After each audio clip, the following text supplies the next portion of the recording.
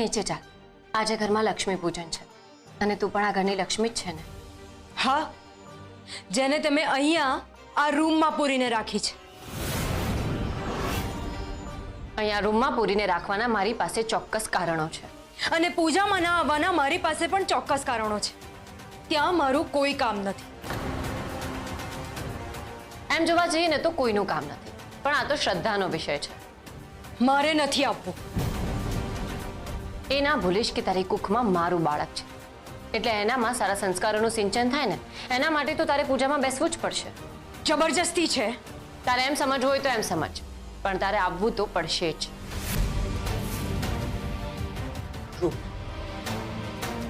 તારે જવું જોઈએ. હયાન, તમે મને જવા માટે કહો છો? હા, કારણ કે તું આ ઘરની લક્ષ્મી તો છે જ, અને એ હિસાબે તારું પૂજન આ ઘરમાં થવું જોઈએ. અને ભલે તારી કુખમાં અત્યારે આ લોકોનું બાળક હોય, પણ હાલમાં એ બાળકની માં તો તું જ છે ને.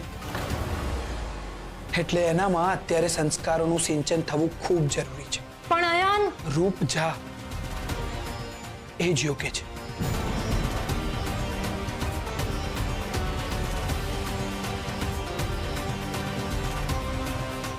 ઠીક છે, તમે કહો છો તો હું જાઉં છું.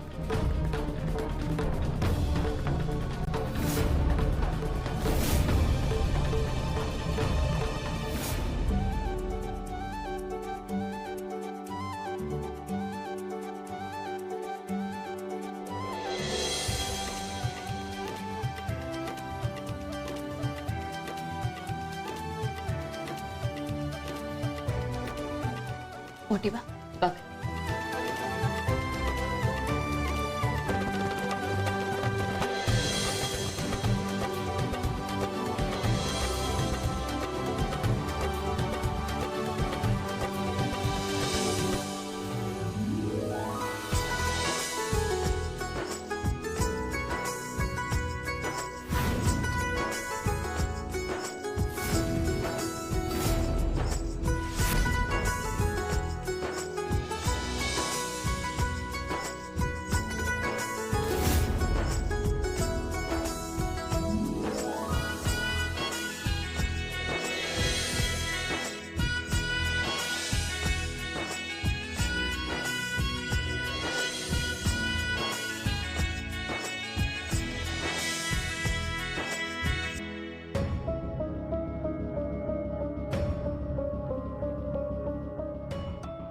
બોલો, હવે થઈ ગઈ પૂજા? કેમ બેટા? મને થાક લાગ્યો છે, એટલે હવે હું જવા માંગુ છું. પણ મીરા આંટી, જવા દો.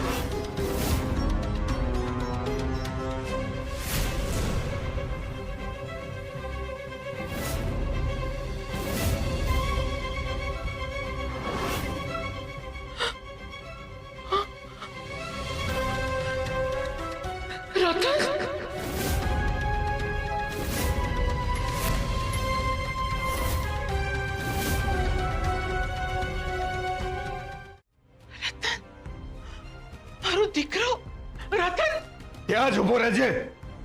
આ ઘરમાં પગ ના મૂકતો.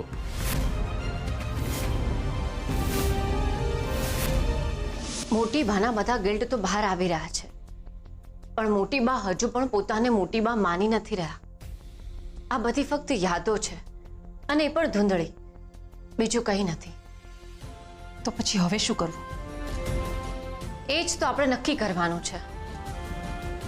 આપણે એવું કંઈ વિચારવું પડશે જેનાથી મોટી બાના અંતરાત્મા સુધી પડઘો પડે. હું ન સમજી શક્યો. બાપુજી, હું કહું, વાત એવી છે કે મોટી બાએ જાણતા અજાણતા જે પણ કંઈ ભૂલો કરી હોય ને એને ગુનો સમજીને બેઠા છે, અને એ જ તો ગિલ્ટ છે. એટલે આપણે આ બધા ગિલ્ટને દૂર કરવાના છે, અને જેવું જ આપણે આ બધા ગિલ્ટને દૂર કરીશું ને કે એમની યાદ શક્તિ પાછી આવી જશે.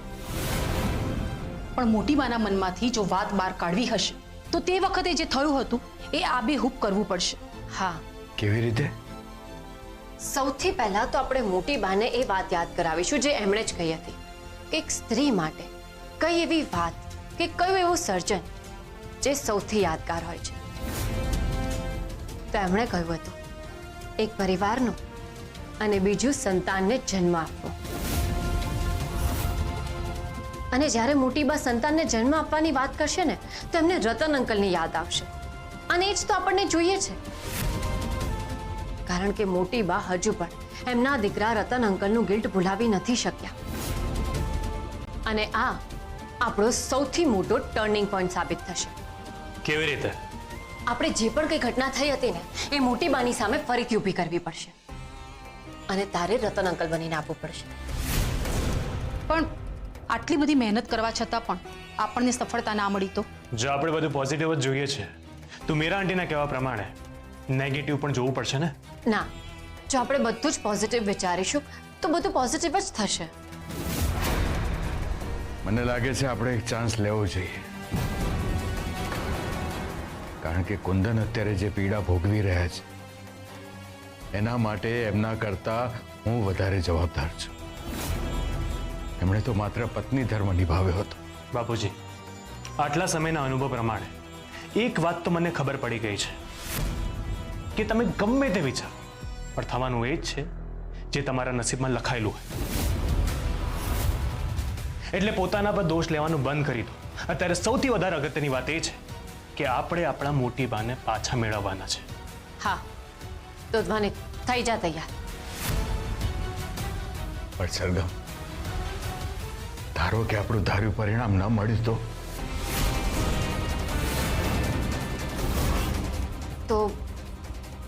તો એક શક્યતા એ પણ છે કે આપણે મોટી બાને હંમેશા માટે ગુમાવી દઈશું. શું?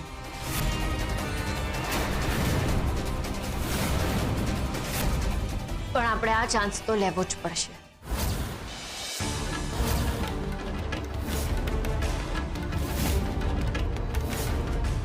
તારો પગ ના ઉપાડતો.